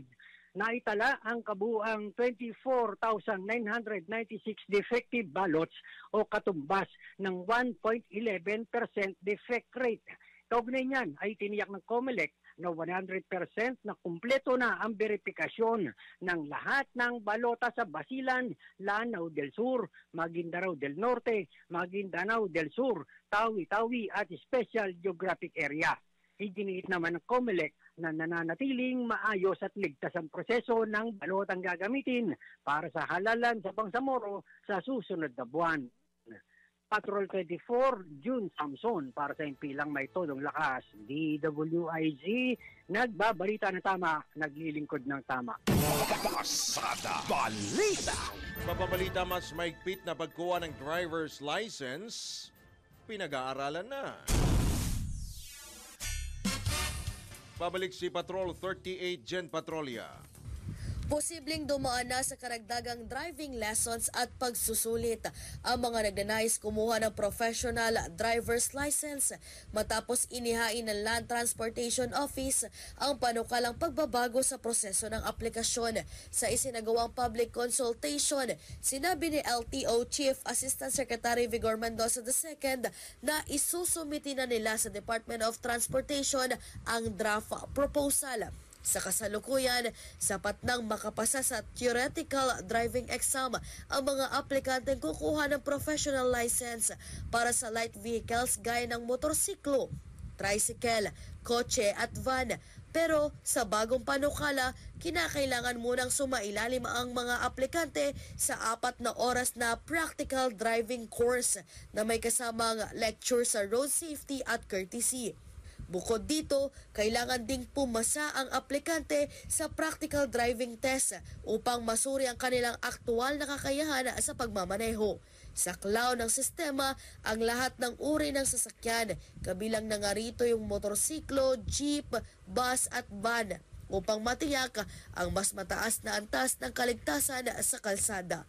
Ako si Patrol 38, Gen Patrolya nag-uulat sa himpilang may todong lakas DWIC, nagbabalita ng tama, naglilingkod ng tama. Pasada Balita. Samantala, hepe or pinuno ng Philippine Army tututukan ang capability development ng lahat ng unit ng militar. Detalye mula kay Patrol 17, Jopel Pelenio. Ipinaalala ni Philippine Army Commanding General Lieutenant General Antonio Navarrete ang kanyang command guidance sa lahat ng company commander ng Army units sa buong bansa. Kasunod ito ng isinagawang video teleconference ni Lieutenant General Navarrete kasama ang 776 company commanders ng Philippine Army. Dito, inihayag din ni Lieutenant General Navarrete ang kanyang suporta sa capability development ng mga kawal sa buong bansa. Giit nito, sisiguruhin nila na mananatili ang mataas na moral at ang pangangalaga sa kapakanan ng buong tropa kasama na ang kanilang mga dependent. Tuloy-tuloy naman ang pakikipagpulong ng Army Chief sa lahat ng line units ng militar upang malaman ang mga kinakailangang gawin para pahusayin ang kanilang operational capabilities. Ito si Patrol 17, Jopel Pelenio. Para sa impilang may todong lakas, DWIZ, nagbabalita ng tama, naglilingkod ng tama. Kapag may bagong balita, naka-on air, agad-agad, DWIZ Patrol Report. Oras na 18 sandali makalipas ang ikapito ng umaga sa iba pa ring paksa ng mga balita. Pinapurihan ni Pangulong Ferdinand Marcos Jr. mga Filipino sa Cambodia sa kanilang sakripisyo at malaking ambag hindi lamang sa kanilang pamilya kundi pati na rin sa dalawang bansa. Sa isang pagtitipon kasama ang Filipino community sa Phnom Penh, sinabi ni Pangulong Marcos na mga Pilipino ay kumakatawan sa world-class Filipino brand na sumasalamin sa pagiging bayani. Hindi lamang anya sila bayani ng pamilya, kundi bayani rin ng mga kapuspalad ng kanilang tinutulungan sa Cambodia. Layunin ng 3 araw na state visit ni PBBM sa Cambodia na palakasin ang ugnayan ng Pilipinas at Cambodia sa kalakalan negosyo, kampanya kontra human trafficking at regional cooperation. Binigyang diin ng punong ekotibo ng mga Pinoy ang nagsisilbing puso ng matatag na relasyon ng dalawang bansa. Inaasahan din makikipagpulong si Pangulong Marcos sa mga Cambodian na businessmen upang hikayati ng mga itong mamuhunan at makipagsosyo sa mga Filipino companies. Pasada Balita! Kapwa sinaksihan ni na Pangulong Ferdinand Marcos Jr. at Cambodian Prime Minister Hun Manet ang paglagda sa 3 kasunduan sa pagitan ng Pilipinas at Cambodia. Saklaw ng mga kasunduan ang mas pinaigting na ugnayan ng pulisya, higher education at air connectivity.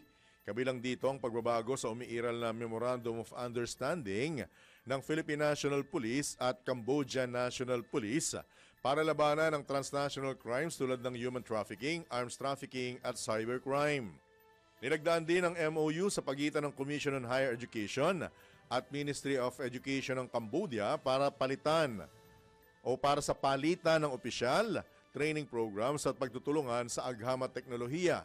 Samantala, nagkaroon din ng Air Services Agreement na magpapahintulot naman sa airlines ng dalawang bansa na magsagawa ng code sharing, charter flights at fifth freedom rights. Itinuturing naman na mahalagang hakbang ang mga kasunduang ito sa pagpapatibay ng relasyon ng Pilipinas at Cambodia tungo sa kapayapaan at kaunlaran ng rehiyon. Pasada Balita! Abiso sa mga motorista dahil umarangkada na ngayong araw ang panibagong dagdag presyo sa mga produktong petrolyo. Ayon po sa Department of Energy, Oil Industry Management Bureau at sa mga kumpanya ng langis, dagdag piso ang ipinatupad sa kada litro ng gasolina, habang piso at 40 sentimos sa diesel at 70 sentimos sa kerosene o gaas. Epektibo kaninang alas 6 ng umaga ang price adjustments para sa lahat ng oil companies maliban sa clean fuel na magpapatupad mamayang alas 4:01 ng hapon. Kabilang sa itinuturong dahilan ng DOE ang posibleng epekto ng mga sanctions na ipinataw ng Amerika sa mga oil products ng Iran at ang pinsalang idinulot ng Ukraine sa mga oil processing facilities ng Russia. Pasada Balita! Inatasan mismo ni Pangulong Ferdinand Marcos Jr. ang Department of Migrant Workers na agad na buksan o pagbubukas ng Migrant Workers Office sa Cambodia upang mas matutukan ang kapakanan ng mga overseas Filipino workers sa naturang lugar. Ginawa ng Pangulong anunsyo sa kanyang pakipagpulong sa Filipino community sa Phnom Penh kasabay ng muling pagtitiyak ng administrasyon sa pagpapatupad ng mga programa para masuklian ang sakripisyo ng mga OFW. Nagpasalamat si Pangulong Marcos sa mga Pilipinong nagtatrabaho abroad dahil sa patuloy na pagbibigay ng karangalan sa bansa at nagiging dahilan kaya't mataas ang pagtingin ng buong mundo sa mga Pilipino. Sa tala ng Department of Foreign Affairs, nasa mahigit 7,000 ang mga Pilipinong naninirahan at nagtatrabaho sa Cambodia. Pasada Balita! Kasabay naman ng pagdiriwang ng Araw ng Lucena na mahagi ang Philippine Charity Sweepstakes Office ng medical devices at mobility aid sa mga residente ng Lucena City sa lalawigan ng Quezon. Pinangunahan ni PCSO Director Jennifer Leongson Guevara at Director Imelda Papin ang turnover ceremony sa nasabing kagamitan na tinanggap ni Lucena City Mayor Mark Alcala. Kabilang sa ibinigay ng PCSO ay ang 50 wheelchairs, tig-25 blood pressure monitors, glucometers at nebulizers at tig-10 pulse oximeters at thermal scanners. Ang naturang aktibidad ay bahagi ng Corporate Social Responsibility Program ng PCSO na layuning suportahan ang mga Pilipino na may pangangailangang medikal, lalo na ang mga may sakit, matatanda at persons with disabilities. Pasada Balita! Kapwa nagsumite ang Commission on Audit at DPWH ng 5 fraud audit reports sa Office of the Ombudsman kaugnay sa mga flood control project ng DPWH Bulacan 1st District Engineering Office. Bulacan pa rin. Kabilang sa mga tinukoy ng COA at DPWH ang mga proyekto ng Wow Wow Builders, St. Timothy Construction Corporation at SYMS Construction Trading. Itinuturo ng DPWH at COA na responsable sa irregularidad sina District Engineer Henry Alcantara, ito yung hindi kilala ng isang senador na taga Bulacan. Assistant District Engineer Bryce Erickson Hernandez na may mumurahing relo at saka sports car na sinasabing pinagtulungan nilang bilhin ang kanyang may bahay para sa isang negosyo. Ang sabi nga nung ilang netizen pang-grab, Lambo, magkano kaya ang kada sakay doon? Project Engineer Paul Jason Duya, Construction Section Chief JP Mendoza at Project Engineer Merg Haron Laus. Ayon sa COA, ang kanilang mga natuklasan magiging bahagi ng evidentiary record sa Ombudsman at maaaring magsilbing basehan sa pagtukoy ng administrative or criminal liability, kabilang na ang mga kasong graft at corruption laban sa mga sangkot. Pasada Balita. Babalik po muli ang Pasada Balita makalipas lamang ang ilang mga paalala. Philippine Standard Time. District Engineer Giljon Reyes. Kontratista po ito. Opo. Kala ko karatista. Hindi. Hindi flood control projects. Ano? Tagahigop ng baha. Yun! Yan, yung matindi ha. Hindi, ano yun, iba yun. Sige. Kala ko, Pasintabi ha, pasintabi po ha. Mga nag-almusal. Oras po natin, 26 na sandali makalipas ang ikapito ng morning. Naganap ng alas 7:29 na po ng umaga sa pagpapatuloy pa rin ng ilang pong mga balita. Ikinakasana ng COMELEC ang criminal complaints laban sa mga kandidatong tumanggap ng campaign donations mula sa mga government contractor. Ito ang kinumpirma ni COMELEC Chairman George Garcia matapos aminin ni Center Waste Construction President Lawrence Lubiano na nagbigay siya ng 30 million peso campaign donation kay dating Senate President Francis Cheese Escudero noong 2022 elections. Gayunman nilinaw ni Garcia na nakikipag-ugnayan pa sila sa DPWH upang mabatid kung ang mga kontratisang nadadawit sa maanumalya umanang flood control projects ay may kaugnayan din sa pamimigay ng campaign donation sa mga kumandidato noong mga nakaraang halalan. Hindi lang po namin ma-reveal muna kagad yung mga names sapagkat kinakailangan ma-confirm muna namin sa DPWH kung talagang sila, yung mga nakita naming 43, ay may kontrata. Baka po kasi Construction Corporation, yung pangalan, ABC Construction Corporation, yung pala, pribadong kontratista pala ito, hindi naman pala pang gobyerno. Tiniyak naman ng poll body chief na hindi lamang limitado sa mga nanalong senador o kongresista hanggang sa pinakamababang halal na posisyon ang ikinakasa nilang kaso, lalo't sa cloud din ng Omnibus Election Code, maging ang mga natalo sa mga nagdaang halalan. Ang coverage po ng aming investigasyon ay hindi lang yung mga nanalo, kahit po yung natalo, kahit po nag-withdraw yung mismong kandidato basta nagsabit ng SOSE sa amin at nakita namin sa SOSE na talagang sila ay merong donasyon coming from contractors.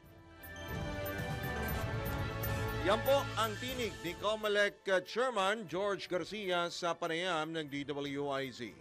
Pasada Balita. Nangangamba lang ako with your indulgence, Kuya Drew, Ano at yung saka mga sinasabi mo kabalitan, kanina? kabalitaktakan, ha? Ano yung sinasabi mo? Ang sose, ang susi. Pwede. Pwede, di ba? At saka medyo may pangamba lang ako dahil hanggang ngayon hindi pa naaprubahan na gawing 64. May point pa kasi. Oo. Kaya medyo yung mga Alanganin mga pa. taga-suporta po ng Tamboche Party List, relax lang po kayo, ha? May pag-asa pa tayo. Sa 20 ano yan? 2030. 31. O kaya 2034. Pwede po. Ano susunod after 2028? 2031. Layo pa. Yung ano yan ha? Yung Baka puro midterm. electric na. Midterm. Irrelevant na tayo nun, pare. Kasi puro electric na nun. Wala nang tambucho na. Puro ano na yun? EV na. EV na. EV. Baterya party list. Pwede tayo, ha? Kontra tambucho. Kontra tambucho. Maisingit talaga. Nambabaterya. Para sa masa. Pwede. Amantala po naman. Isiniwalat mismo ni Pangulo Ferdinand Marcos Jr. na pangungunahan ng 3 miyembro ng buuing Independent Commission na magkakaroon ng malawak na kapangyarihan o sweeping powers Kabilang dito ang pagrerekomenda ng pagsasampa ng kaso at pagpapatawag sa lahat ng ahensya ng pamahalaan. Niluwag ng Pangulo na ang komisyon hiwalay sa pamahalaan at bibigyan ng buong kapangyarihan para maisagawa ang mandato ng mga ito. Anya, pamumunuan ng probe commission ng mga independent professionals na binubuo ng isang abogado, investigador at isang forensic accountant. Binigyan din pa ni Pangulong Marcos na pangunahing konsiderasyon ng komisyon ang kapakanan ng taong bayan, kasabayan ng pagtitiyak na walang sisinuhin o sasantuhin ang gagawing investigasyon kahit pa umabot ito sa mga taong malapit sa kanya. Pasada Balita. Nanawagan na rin ang ilang retiradong general at opisyal mula sa Armed Forces of the Philippines at Philippine National Police ng mas malalim na investigasyon at panagutin ng mga responsable sa maanumalya umanong flood control projects. Kabilang sa mga nadagdag sa listahan ng mga nananawagan sina retired AFP Chief Generals Renato De Villa, Edilberto Adan, Victor Ibrado, Eliseo Rio Jr. at Alexander Yano.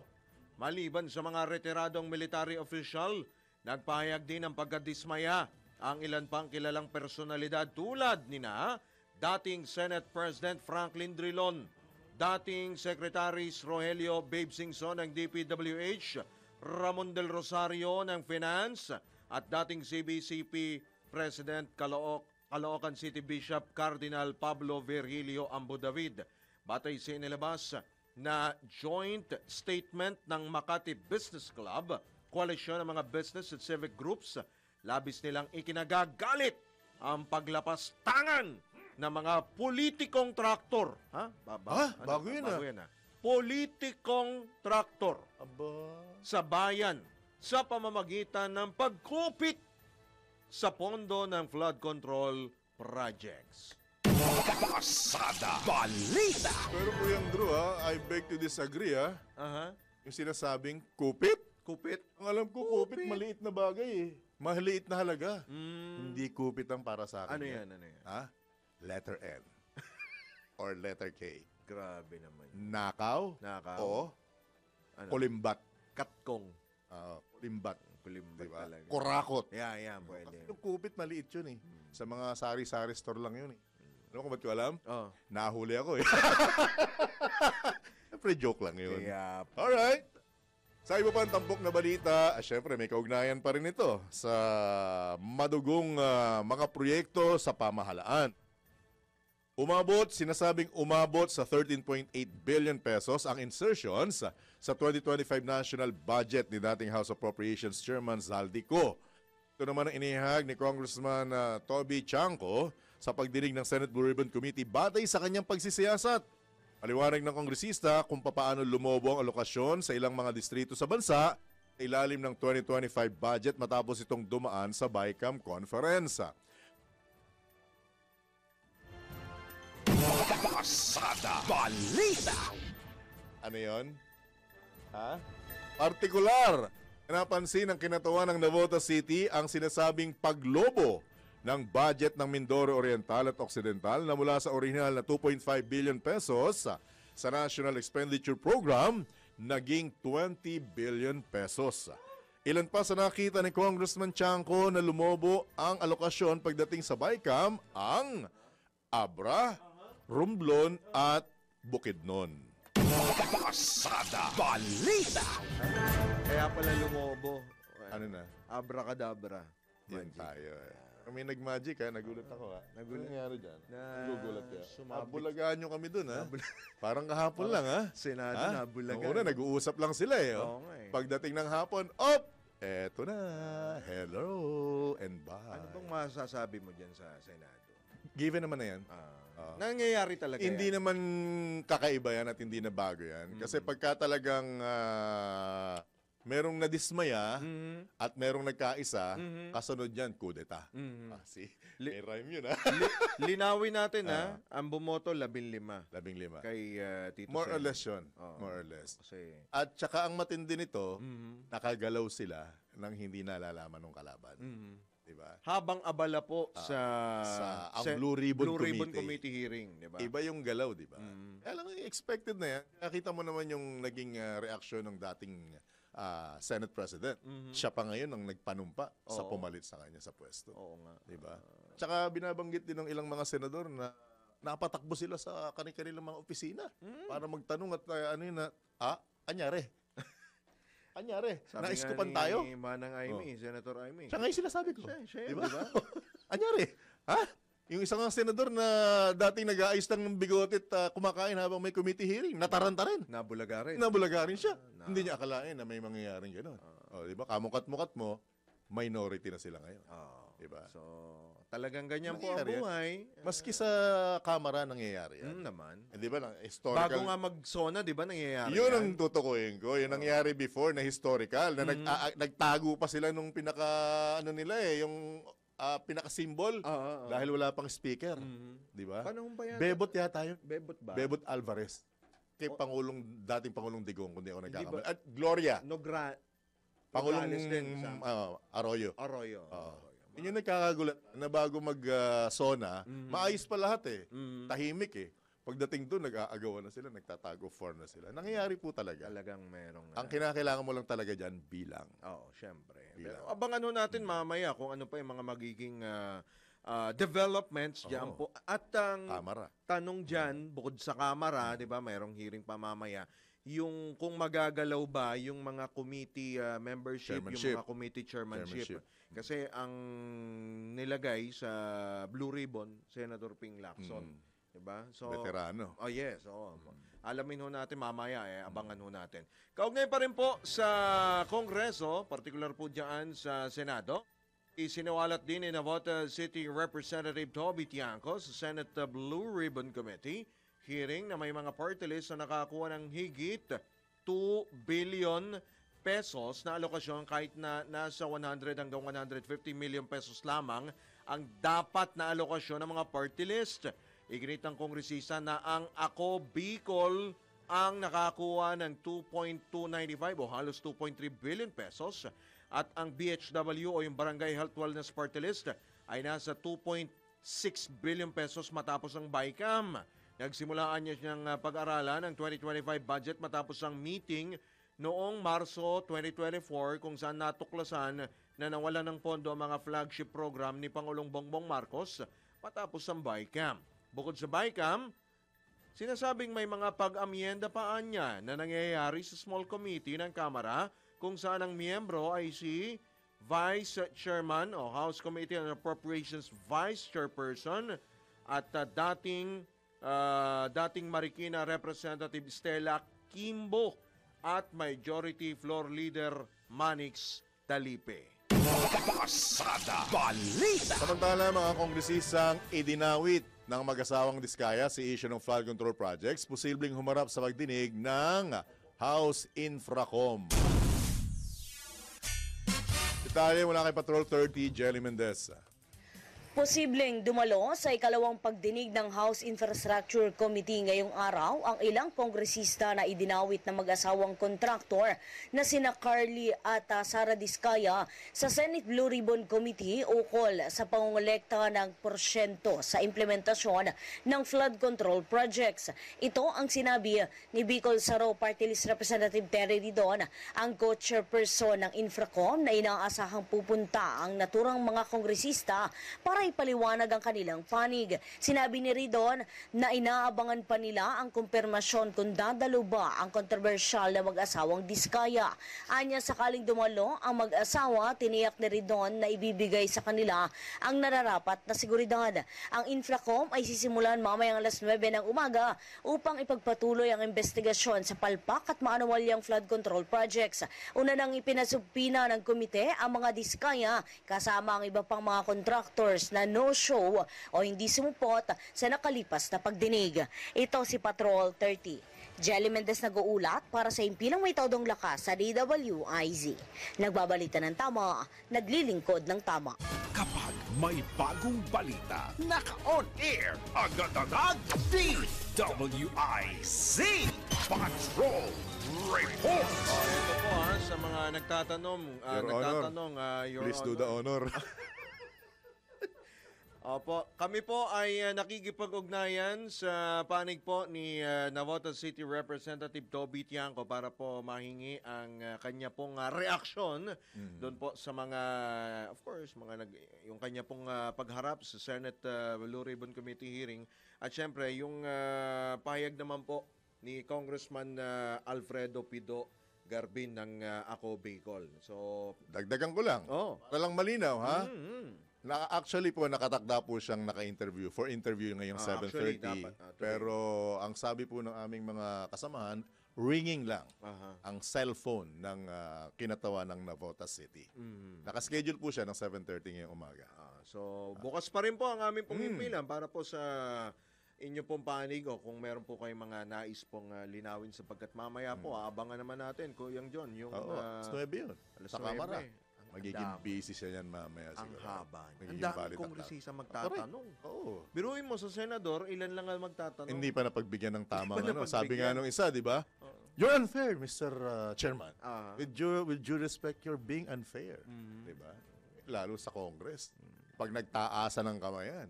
Ang dami yan, ang dami. Oo. Natatandaan mo yung isang matinding congressman from Mindanao? Dingalan Galin ba yun?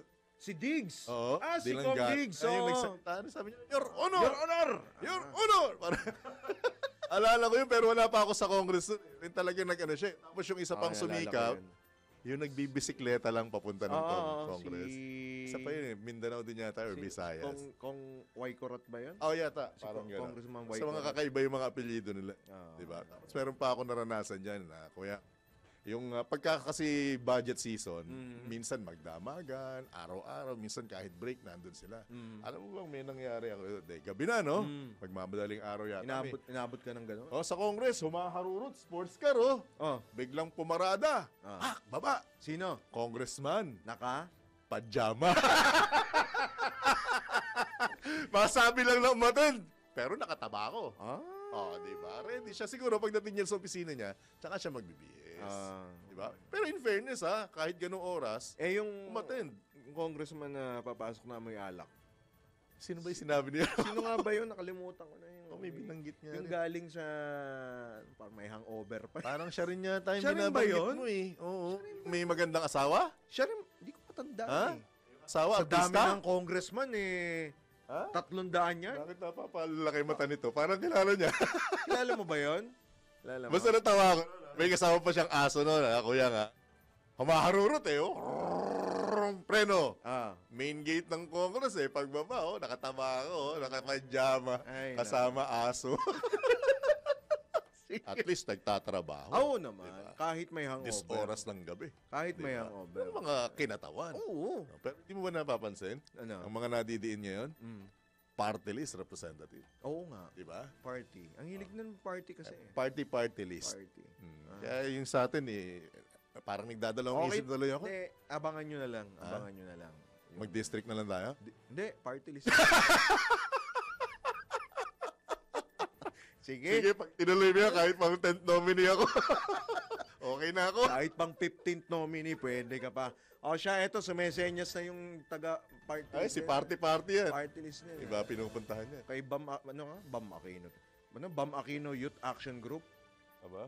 Matindi. Pangit na. Ay, wag mong banggitin yun. Wag na. Pangit sa ere nun. May demanda kayo ni Senator Bam doon. Siya, sige, ang oras po natin...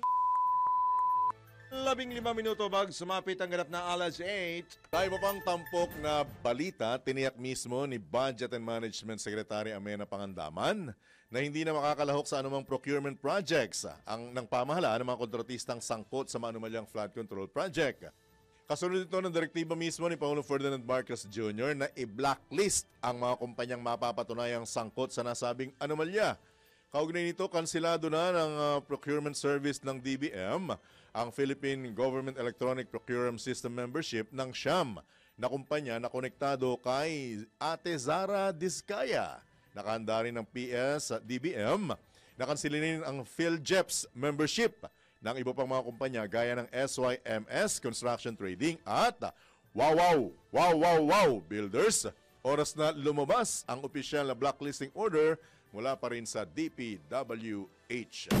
Pasada Balita. Mga balitang to, kuyang talagang... Balitang pangkalakalan. Masasabi mo na lang eh. Wow. Eto, sa atin pong balitang pangkalakalan. Inaasahan ng Philippine Economic Zone Authority o PEZA ang pagpasok ng ilang bagong investments at expansion projects mula sa mga Taiwanese companies. Ito'y matapos ang Philippines-Taiwan Investment Forum na dinaluhan ng nasa 100 kinatawan mula Taiwan.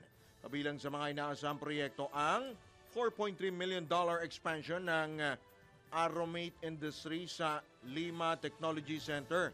Isang $6 million investment para sa Consumer Electronics Facility sa Batangas at ang pagtatayo ng video products power products plant na may projection na $90 million sales sa loob ng 3 taon. Nagkaroon din ng commitment ang isang supplier ng broadband equipment na magtatayo ng 18,000 square meter facility sa Laguna at isang leading acoustic device manufacturer na maglilipat ng operasyon sa Pilipinas. Sa kasalukuyan, may 78 Taiwanese firms ang nakarehistro sa PEZA na may kabuong investment ng 17.1 billion pesos at mahigit 26,000 trabaho. Pasada Balita. Mga balitang dapat alam mo kahit sa labas ng bansa. DWIZ Balita sa ibang bansa. 6 katao ang patay habang 8 iba pa ang sugatan sa pamamaril sa isang bus stop sa Jerusalem, Israel. Ayon sa mga lokal na otoridad, dumating ang sasakyan ng 2 suspect sa bus stop sa Ramot Junction at pinagbabaril ang mga taong naghihintay lamang sa naturang lugar. Gumanti naman ng putok ang isang off-duty na sundalo at ilang sibilyan kung saan napatay ang mga suspect. Napag-alaman ng mga Palestinian ang mga suspect na may dalang mga armas, bala at isang patalim. Patuloy naman na iniimbestigahan ng mga lokal na otoridad kung paano nakalusot ang 2 suspect na Palestino. Pasada Balita. Sa mundo ng palakasan, ang latest malalaman sa DWIZ Sports News. Filipina tennis sensation Alex Ayala umakyat sa world rankings matapos magkampiyon sa Guadalajara 125 Open.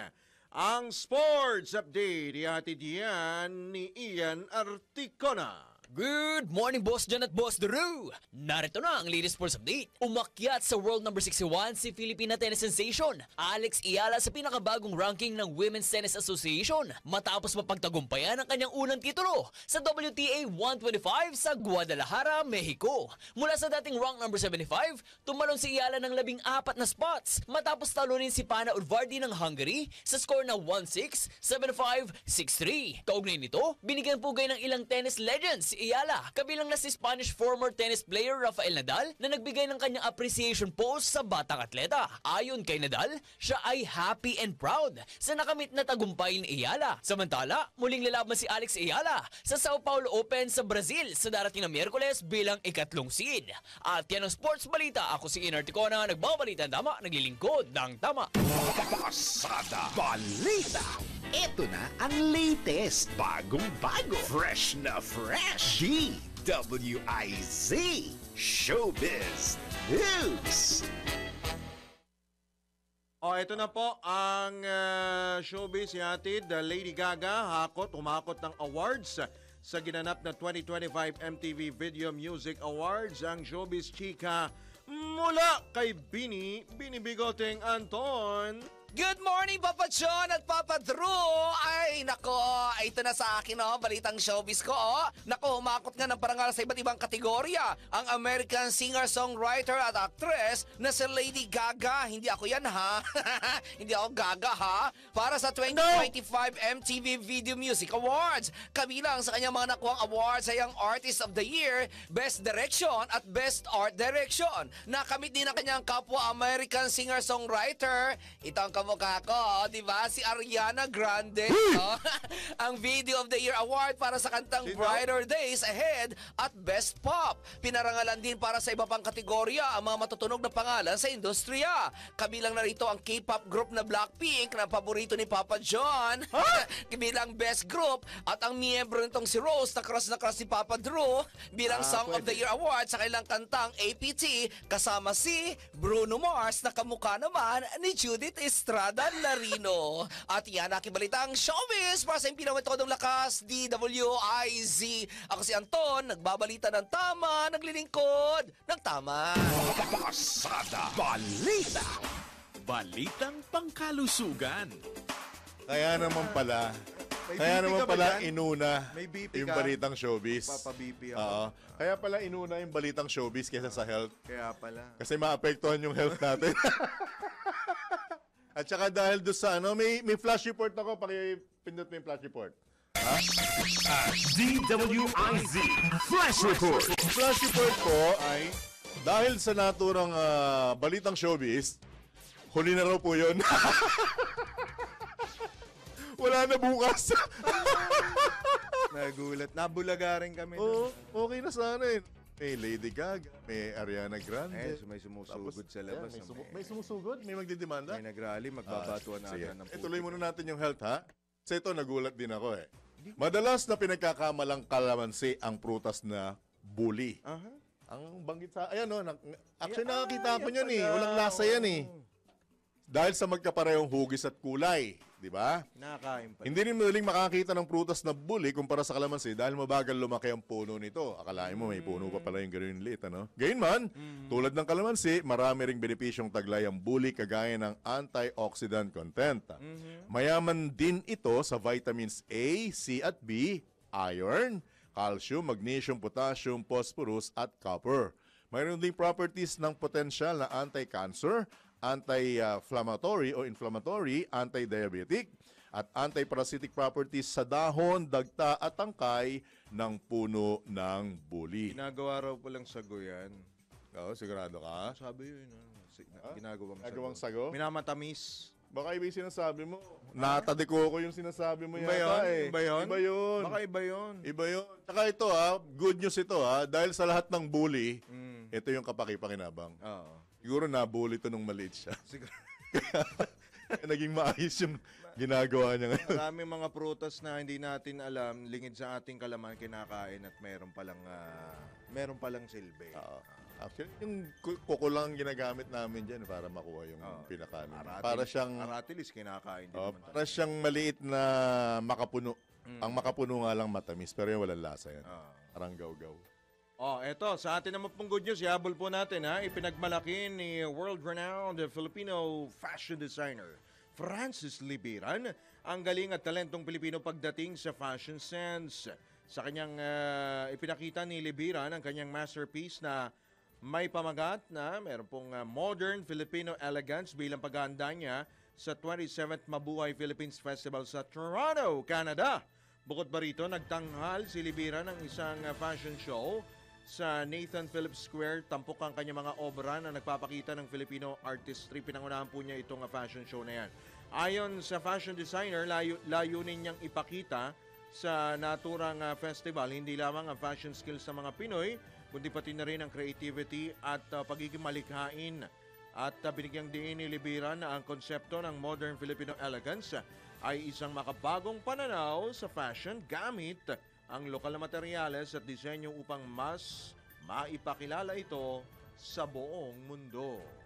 Pasada Balita. In fairness, iba talaga mga Pilipino pag ginamit yung talento sa tama. Maging mga malikhain kasi mga Pilipino. Correct. Tayong bukod sa malikot yung isip determinado. Oo. Iba? At higit sa lahat, resilient tayo kuyang Actually, diba? Parang panis na yung word na resilient, di ba? Pagdating sa... Kasi pwede mo naman idikit sa flood control problems. naman tayo. Ayan na naman. Sa flood Papaalam na naman. Magpapaalam na lang. Mamaya na yan. Pero congratulations kay kababayang Alex Ayala. Dahil pero kaakiba talaga ng tagumpay. Meron talagang lumulusot na mga kakaiba ring mga pahayag. Oo naman. Sabi nga ng mga kapwa natin Pilipino, pag inggit, pikit ka na lang. At syempre, kapag ang puno ay mabunga, binabato. Sige. Tayo po ay pansamantala po nagpapaalam sa ngalan po ng buong tropa ng DWIZ at Aliw Channel 23. Kami po ang inyong mga naging tagapaghatid balita, Drew Nasino, Johnny Bañez, nagpabalita ng tama, naglilingkod ng tama. At happy birthday kay Raymond Torres, ang ating pong DWIZ and Aliw Transmitter Technician. Happy birthday din kay Leslie Semaurio, ang ating pong DWIZ and Aliw Accounting sa Aliw Accounting Department. O siya, sige, susunod na po, standby lamang po para po sa palatuntunang Karambola! Oras po natin, ganap na pong alas 8 na ng morning! Happy weekend! Ingat!